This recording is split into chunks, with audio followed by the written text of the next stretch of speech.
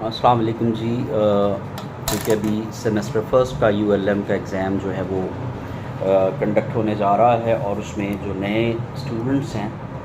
उनके लिए ये एक बुनियादी मालूमात है। पेपर के हवाले से बहुत सारे सवालात स्टूडेंट के होते हैं,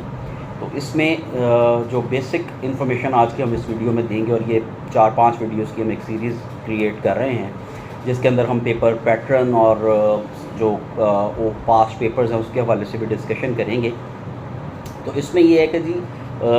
30% मार्क्स जो हैं वो इंटरनल हैं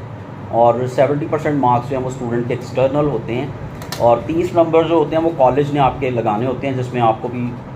at the time of admission भी बताया जाता है कि वो प्रोजेक्ट, प्रेजेंटेशन, असाइनमेंट्स और अटेंडेंस की बुनियाद पर होंगे और उसकी स्ट्रिक्ट मॉनिटरिंग अदारे की तरफ से होती है। और सेकंड जो है वो 70% मार्क्स, 70 नंबर का पेपर जो होता है वो यूनिवर्सिटी की टीम कंडक्ट करती है उसको,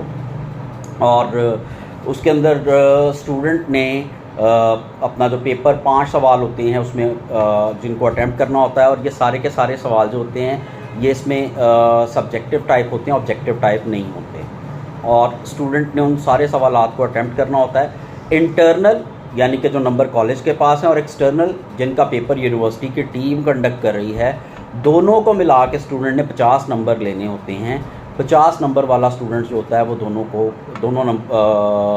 इंटरनल और एक्सटर्नल को मिला के 50 नंबर हासिल करने वाला स्टूडेंट जो होता है वो पास होता है। अगर आपके नंबर इंटरनल में पूरे हैं, एक्सटर्नल में आप 10 नंबर ले रहे हैं तो आप पास नहीं होंगे। एक्सटर्नल में आपके नंबर जो हैं वो अगर